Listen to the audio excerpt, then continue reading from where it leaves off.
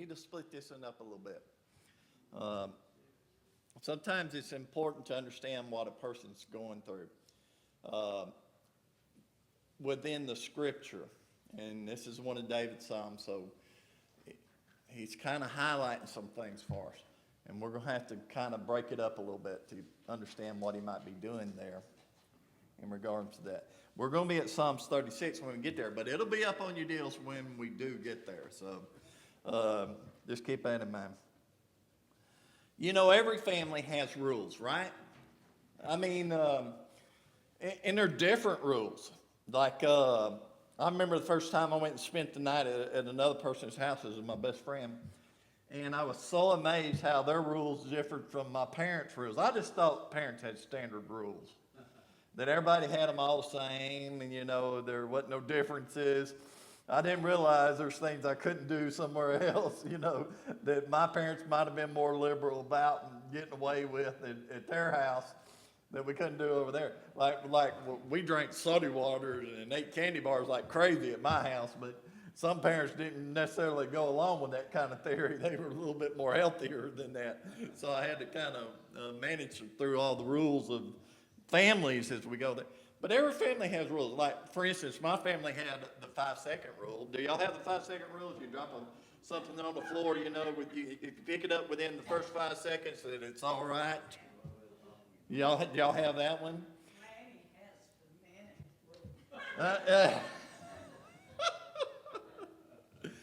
And then we had the bath rule. Some people are bath people, some people are shower people. But the bath people don't like going after the shower people because they say the shower people put all the gunk down in the bottom of the tub. So we had both types in my family. So believe it or not, my mom, the ones that wanted to have baths, they took them early. My mom went and cleaned the tub out, so the ones that, with showers, you know, and after the ones where the showers went, the very next thing. So, and I don't know how cross-contamination happens between showers and baths. I do understand the theory about maybe not wanting to bathe in other people's filth whenever you're doing it, whether you're a bath person or whether you're shower people. And by the way, those two groups are perpetually, for the rest of their lives, separated. You can't get another person to be one or the other, you know. But we had bath rules at the house, you know, about those things. I was telling someone the other day, my parents,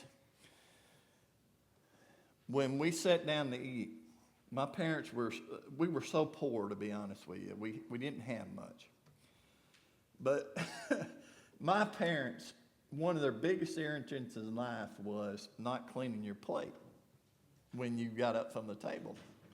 I believe it or not, I don't remember a time before I was 16 years old that I didn't eat at the table with my family. So we were a family that ate at the table. We were a family that were encouraged to clean their plates no matter what, because my mom always said there's starving people in Africa, you know, in different places.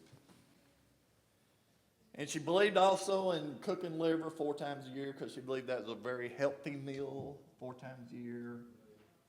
But there's nothing whatsoever appealing to us boys than liver, you know, whatsoever. We used to invite the cat, believe it or not, into the house so he'd be underneath the table. So when Mama would not look, we'd flip that piece of liver underneath that table of that cat and let that cat eat that liver. But I remember Mama cooked this liver one time and she said to us, she said, "Now I want y'all to clean your plates because, you know, there's starving people in Africa." And before I know it, my little brother says, "I'll pay the postage if we can get that liver to them tonight. We'll ship it off to them if they want to, but let me tell you what, I'm never going to be a fan of it, you know." And some people are a fan of it. A lot of people love the taste of liver. We also, believe it or not, have the same in our spiritual lives, right? We kind of set spiritual rules to certain things. We're a rule type of people, you know, in that way. Like, for instance, I remember my dad always saying to us, if you live like a pig in the pig pen, don't be surprised when you get dirty. That was a spiritual rule, okay? to encourage us not to hang around the types that would get us in trouble, not to hang around the types that we'd have trouble with. I remember I had a spiritual rule when I was young, that one of them was, you can't do a bad to get to a good in regards to sin. In other words, if you're trying to do good always. Don't do a bad first and then expect good results at the end. We had another one too, and it was this. Vessels, when they're used, are going to get chipped from time to time. That meant that once you got saved, and once you were saved, and once you were living, okay, that more than likely you're going to get a few dents along the way. But you're still a vessel, but you just got a few dents, a few chips in you from time to time. You know, I've been studying something that kind of caught my eye recently. We actually on Wednesday nights are in the book of Romans, and we talked about the fact that salvation is really not all about what we think sometimes. The role of salvation is actually to show us and have us to know that we're all in the same boat as far as being sinful. And then once you recognize that, then you can understand what Christ is doing for you and finding your salvation in that. But we're all the same in that regard. And we was talking about that, and I've been studying a lot on those matters. I thought about being a useful vessel. You know, how do we become, because in Romans we're going to go from justification to sanctification. That's a different role. Both of them have different roles in your life. And I've been thinking about being a useful vessel, that I want to be the kind of vessel that God can use and the Spirit of God can live within me. And where he could not only live within me, but I'd be able to pour some of that goodness back out to the world as I live for him and as I grow for him and as I know him day after day. It kind of reminds me of that song, Lanny, about, what's that song? My cup runneth over. Fill my cup till it runneth over. Fill my cup till it runneth over. And I got to thinking about that in a spiritual sense. And I was thinking about what that actually might mean spiritually in regards to that. But it got me thinking, is a vessel, if a vessel's running over, what's the use of the vessel in the first place? That's what I got to thinking. Yeah, I really did. I got thinking, if you're so full that you're overflowing, then what's the use of the vessel in the first place? Right? I mean, what is a vessel for? To carry things or to hold things or to have things in containment. But once it's flowing over, that's kind of a mute point in it. It's kind of like setting rice on the stove and turning it too high, and all of a sudden it starts bubbling, just falling all over the place. Does the vessel no longer become a vessel? I thought about that. I said, does the vessel no longer become a vessel spiritually if it's being overflowed, overfilled? All right? Is it no longer able to be used? Those are all valid questions, I think. Those are all spiritual questions. What are we before we're saved? Well, we know this, that what we become after we become saved, or after we get saved, we truly are a vessel of Christ's Spirit within us, right? I think it has its purpose. I think the vessel has its purpose. But the question is, what is we to do with that vessel after God fills it till it's overflowing? You know, what do we have at that very moment in time? We have here David's Psalm in 36. Kind of gives us some insight to what it truly means to be saved. Now, Carrie, we're going to go through verse 4 first. All right, 1 through 4, 36. he's talking about the loving kindness of God. Okay, this is what he's doing. All right, the whole message for 36 is the loving kindness of God. But these 4 verses kind of tell us what we are. All right, listen to what he says. The transgression of the wicked saith within my heart, there is no fear of God before his eyes. For he flattereth himself in his own eyes, until his iniquity be found to be hateful. The words of his mouth are iniquity and deceit. He hath left off to be wise and to do good. He deviseth mischief upon his bed. He sitteth himself in a way that is not good. He abhorreth not evil. That ain't a very good start, folks. Everything that says in that first 4 of those pretty much says I've stunk up the joint. All right? That's all I know. The first 4 verses, David's trying to tell us something about being a vessel for God, and he's basically saying, the vessel, whatever you are, it ain't capable of doing nothing.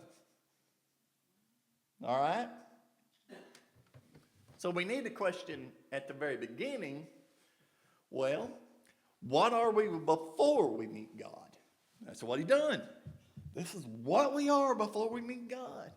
For instance, have you ever noticed how emboldened society in general is getting in opposition to godly things today?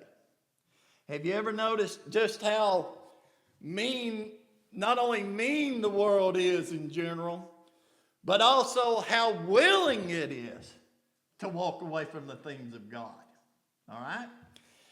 You got to admit, it's a tough time for us as Christians. It's a tough time in what we're trying to do. It's a tough time in what we are, because now we are already in opposition, right? The world system is trying to get into, well, don't be too surprised, because what I read in the first 4 verses says we pretty much are in opposition to God before we get saved. That's what it says. We're all in opposition. Do you know what an oracle is? An oracle basically is this: a person who speaks on the behalf of God. That's anybody that would speak on the behalf of God. That's what an oracle is, okay?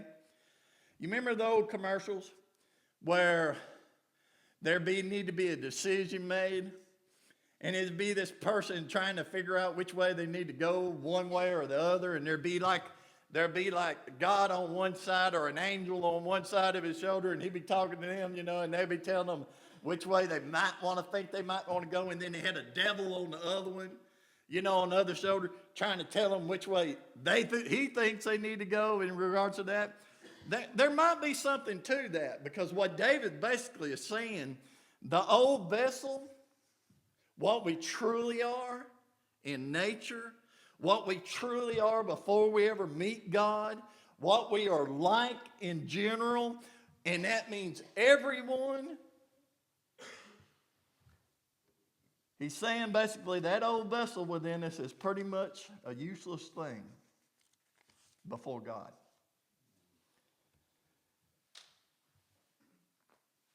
And not only that, we got the devil sitting up there saying, oh, don't worry about it.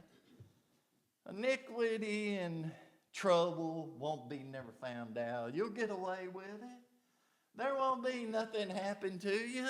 And that old devil, is just trying his best to get us to go his way. And then we have the angel on the other side said, no, you might want to think about this in another way. But either way, we all have the same problem. We talked about that on Wednesday night. We are all the same problem. I almost named this sermon. Usually they like to tell me, they give me a chance to name a sermon when I do a sermon. And I almost named this sermon Harry Meatball, because we're going to find out about that in just a minute. I almost named it Harry Meatball, then I got to thinking, boy, they're going to be really confused then. They might not understand what I'm trying to say about this. This tells me certain things, these first 4 verses, like impure. This is what the devil tries to get you to do. He would have you to believe that impure thoughts or lying is all right because everybody else has impure thoughts and is lying. Not that it's not so bad. Everybody does it. People ought to be forgiven. Yeah, you hear that, son? Like when you're trying to encourage people to be in a better way with God, they say, I thought you were forgiving people. I thought you were people that forgave. That's some of the things that get thrown at us. He tells me to steal, that it's more like borrowing. The devil will say, hey, go ahead. It's just borrowing. You don't have to bring it back. They probably won't even miss it. Evil ought to be enjoyed in this world, because what other thing is there if there ain't enjoyment in this world? He'd like to have us believe that evil ought to be an enjoyable thing, because there ain't going to be a next world. There's not going to be a purpose for your vessel after you're done with it in this world. Robin has a sign that sits still in the house that she put up. It had a spiritual tone to it. But one of the things it said, I'm going to, eat chocolate. I'm going to do this. I'm going to do that. And so I can go out of this world saying, woohoo, what a ride. That was her motto sometimes. The problem is what? In the first four verses. Well, the problem is God has some spiritual rules. Okay. God has a purpose for your vessel. God has a purpose for who you are in Christ. God has a reason for you being on this earth. God has an understanding that you're sorry as all get out, because he says it in verses 1 through 4. All of us, by the way, are sorry vessels. There ain't one of us ain't good vessels. We're all sorry vessels. Ain't none of us good in regards to that. We're just a vessel with no purpose. We're a vessel with no understanding. A vessel with no way to go. The spiritual rule is this. And this is where the meatball kind of comes into it. You can drop a meatball on the floor before you cook it. But the problem is it picks every grain of sand and hair and everything else is up on that floor. Why is it that we believe that something can fall on the floor for the life of me and it'd be all right? I try to put it back, think about putting it back, and I think, no, that floor hardly ever gets clean. I'm not putting it in there, and I want to throw it back over there. Well, let me tell you what, throw a piece of meat on the floor. That thing is like clean stuff. It picks up everything. A meatball picks up absolutely everything that's on the floor. And I mean, you will taste every grain of sand. You'll taste everything that there is on that floor. Everything that the cats or the dogs drug in, everything that you drug in. It's a bad situation. Being a big, hairy meatball is a bad situation. Well, guess what? You got company. Because we are all big, hairy meatballs. We've all fallen on the floor. We all are less than what we should be before we meet God. Even after we meet God, we fail in a lot of ways. We get dropped from time to time. We're not a very good vessel. To be honest with you, listen, being a big hairy meatball is a problem, but the problem is we're all got the same problem. There ain't no clean meatballs in us. There ain't none that hadn't been tainted in some way or another. We're just big old meatballs that's falling on the floor, and whether we'd like to think in 5 seconds that's miraculously going to be clean, or whatever rule you have in regards to your life about those things, I'm here to tell you that just ain't the truth. That just ain't the truth.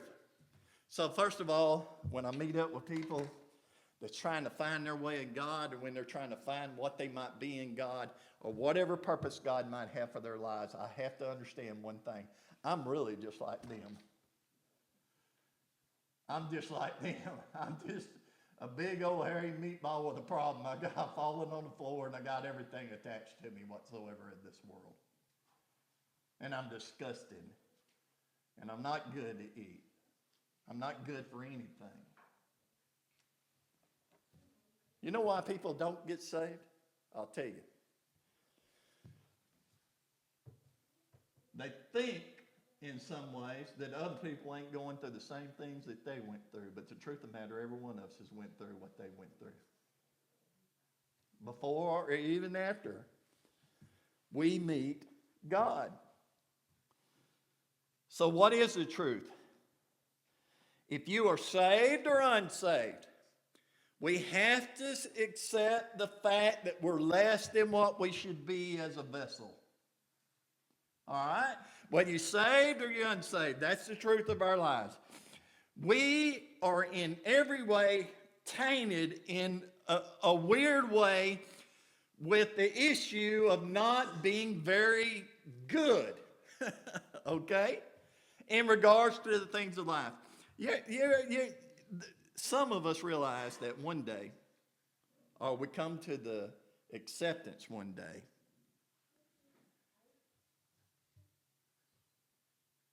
that fakeness. I was listening to her song, that song that Beverly was just singing. There's a song that kind of goes along with that. It says, God is working on me. And what we have is the devil comes at us continuously, both before we're saved and after we're saved. And the devil's purpose is to have you believe somehow you can't be used by God in a special way. All right? But what I loved about the song of God is working on me, every time the devil comes at me now that I'm saved, and he says, listen, you're less than what you should be. Listen, you ain't holding up to the way you ought to be walking in regards to the things of life. You're not really Christian. Christ really didn't do nothing for you. A lot of times I want to sing back to him, God's still working on me, and it's driving you crazy. And I'm glad of it. Our saving grace is that Jesus knew all of this alone. He knew all of this all along. But he saw something else inside of us. Verse 5 and 6 carry. David gives us a little bit more. Thy mercy, O Lord, is in the heavens, and thy faithfulness reacheth into the clouds. Thy righteousness is like the great mountains. Thy judgments are a great deep. O Lord, thou preserveth man and beast.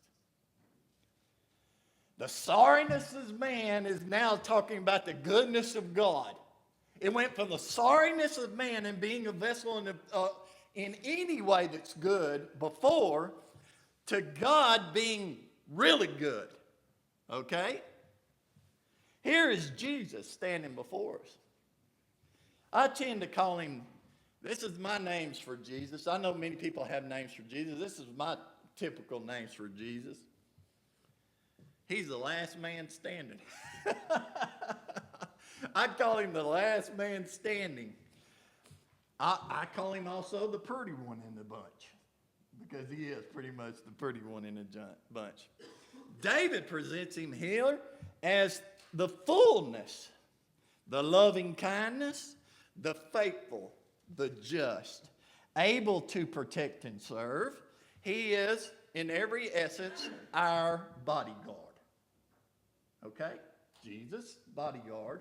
Us, not being good vessels. All right? My older brother my older brother was like 4 years older than me, and I know some of you boys got brothers too. My older brother was about 4 years older than me, and the one thing about him, he probably knew he could whip us at any time. I know that you're the oldest, Judge, so you probably realize you could get over the brothers and sisters at any time because you're the oldest, Probably the oldest. He was the oldest. He could have whipped us at any time. But listen, if we ever got in trouble, he was the first one to step in and get into the trouble with us. If me and my younger brother got in trouble, my older brother, whether he's asked to or not, would naturally jump in and help out. That's the way brotherhood is. That's the way real brotherhood is in a lot of ways. He could have annihilated us, but he didn't. He protected us. Okay? King David was proposing this to us. He said the devil would have you live in that sorrowful state you're in as being a hairy meatball, and probably crying out to you each and every moment, since your vessel is worthless, therefore you are worthless. That's what the devil does, by the way, folks. He tries to convince us of something that ain't the truth. Anyway, he tries to get us to believe that we're in that sorrowful state that we're in. And God forbid that you start loving God and maybe finding out that he actually loves you just as much as you love him. God forbid that you actually find him in any sort of way, because that ain't about the devil. The devil's going to try to keep you as far away of finding that as much as possible. Listen, there's a reason why chocolate cake is made, and the first one to taste it carries the chocolate cake off and don't let nobody else have a piece of it. Trying to keep it to themselves. Because once people find out the truth, that God is good and that God does love you, and it is a good life. It's a purpose-filled life. God forbid you find anything of that sort in all that. I used to love the movie, Oh Brother, Where Art Thou? Where they were riding in the car and they said, the one the smart one said, the devil has a bifurcated tongue and a red tail and a pitchfork or something like that. And then the black guy who sold his soul to the devil says, oh no, he was a white guy. He was good looking. He had everything that I thought I needed. I didn't mind giving it to him because he was that way, Well, the devil ain't never going to look bad to you, because that's not the devil's purpose. The devil's purpose is to keep you as far away from finding God's love as he possibly can, because if you ever find God's love, you've already defeated the devil. So his purpose is totally different. Devil is always, in society we like to think devil's always ugly. Jesus is always pretty. And wasn't Jesus always good looking in every portrait you've seen of him, even though there's not a true portrait of him anywhere to be found? He's got long hair, he's tanned, he looks Middle Eastern, could be for anybody. He's always good looking, Jesus is, in the portraits. Do we have one around him right now? There's one right there. He's even got a fine beard in that one. The devil's always that guy with a pitchfork, ponytail, snake tongue. But the truth of the matter is the devil's real good at mimicking Jesus. But no matter how hard he tries to mimic Jesus, you can't change what Jesus is. Verse 7 and 9, so he goes a little bit further. David goes a little bit further here, verse 7 through 9. How excellent is thy loving kindness, O God. Therefore the children of men put their trust under the shadow of thy wings. They shall be abundantly satisfied with the fatness of thy house, and thou shalt make them drink of the river of thy pleasures. For with thee is the fountain of life, and thy light shall we see light.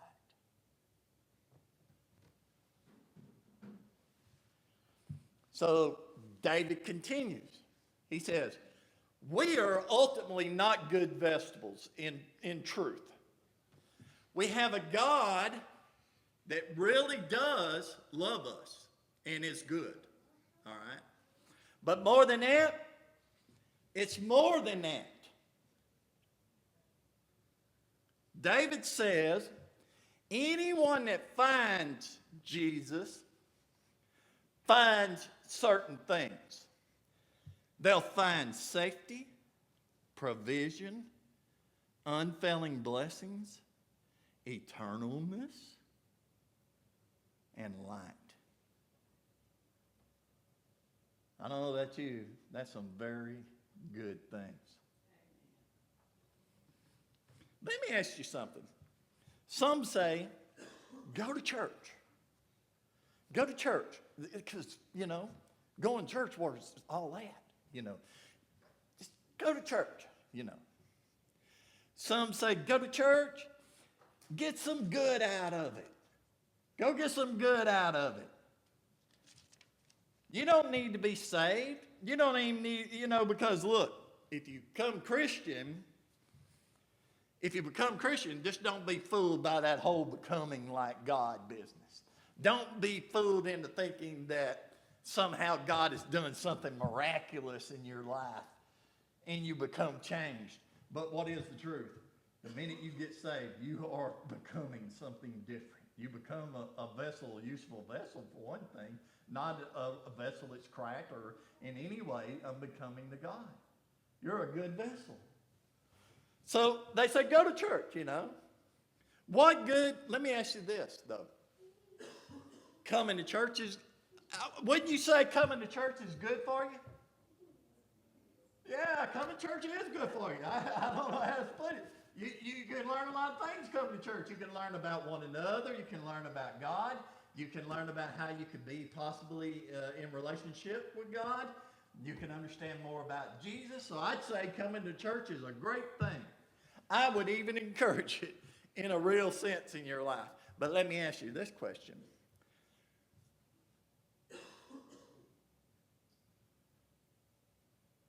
What good is safety to be safe and have no food? What good is safety if you don't have no food? Worthless. You're going to wither away and die if you don't have no food, by the way, folks. So what is being safe? Huh?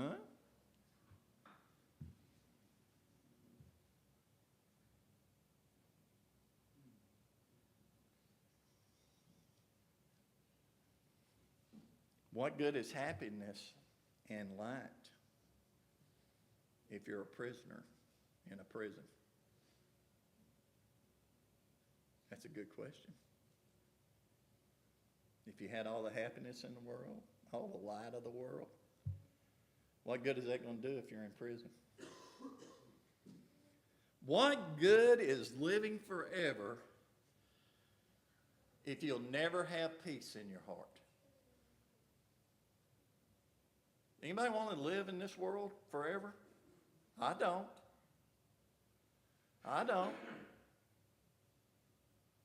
So it's a little bit more than that, isn't it? It's more than just He is safety to us. It's more than He is light to us. It's more than He is happiness to us. It's more to the eternalness in regards to our lives. The truth is, Jesus come to set us free from what we are really. He's come to set us free from that terribleness of being not a very good vessel. He wants to continue deceiving us in that sense, the devil. He wants us to continue to deceive us because he wants us to find what we cannot find, supposedly, in this life.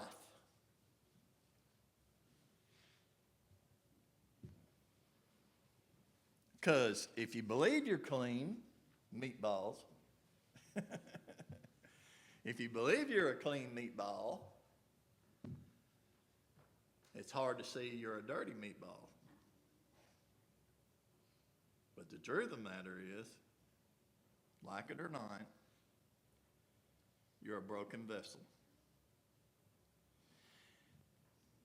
So, we have to ask, what use are we then in light of all these things? Verse 10 through 12.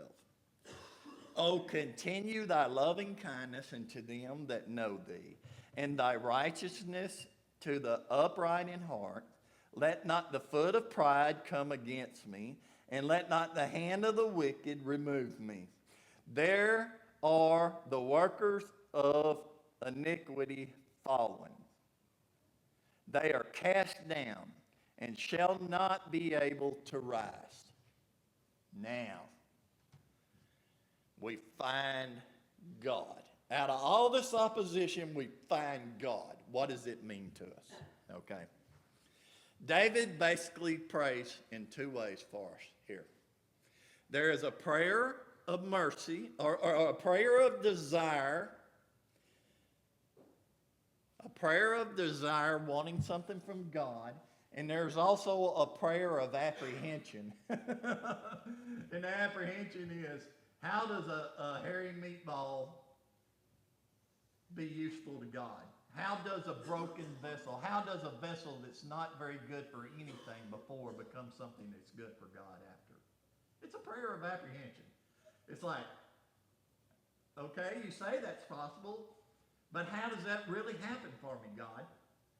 How does that really happen in my life? How do I find that?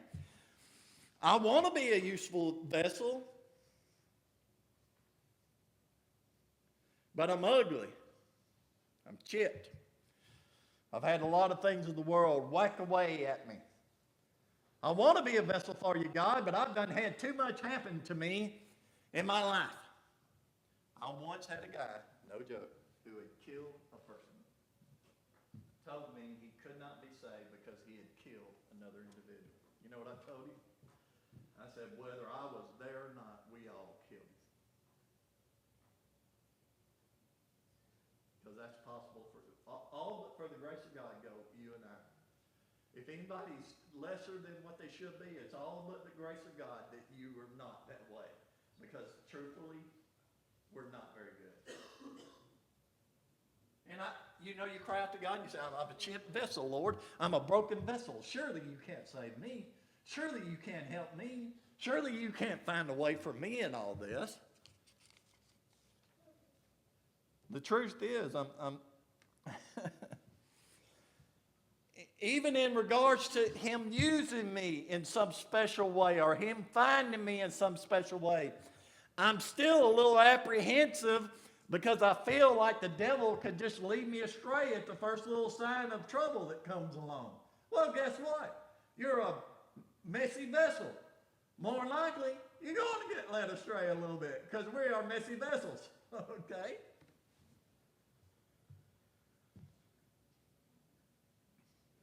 George Williams used to say in his commentaries, he says, by nature my foot is proud, and by nature my hands are wicked.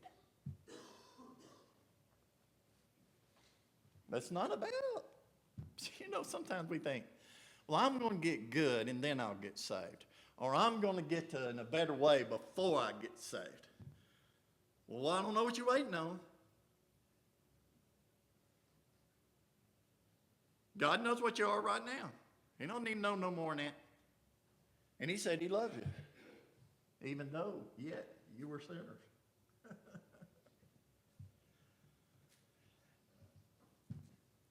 So David proposes this to God.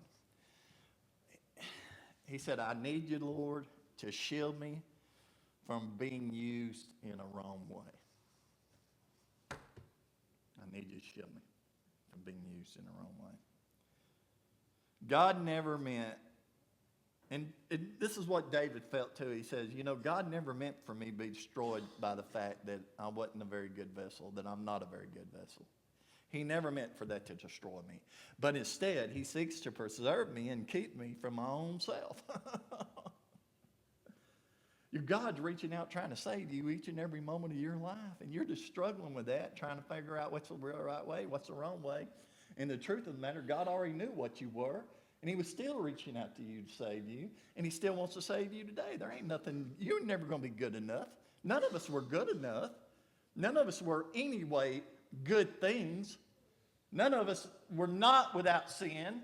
None of us never had a purpose before we met God. The world would have you to believe that God doesn't exist. The truth is, it's kind of funny. He's actually the only clean meatball in the group. He's the only useful meatball in the group. We're going to starve to death if we're doing that.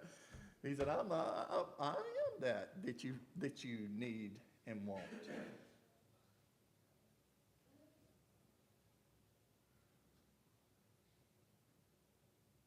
The very fact that we are actually useful after we become saved, the very fact that we're actually able to even recognize what might be good and what might not be so good for us in life. All those things that are given to us, whether I fail or I fail not, all those things is grace from God.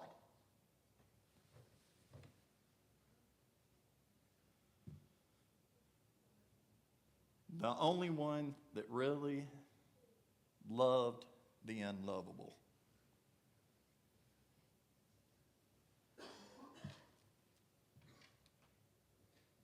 Man, we're in a tough spot, aren't we?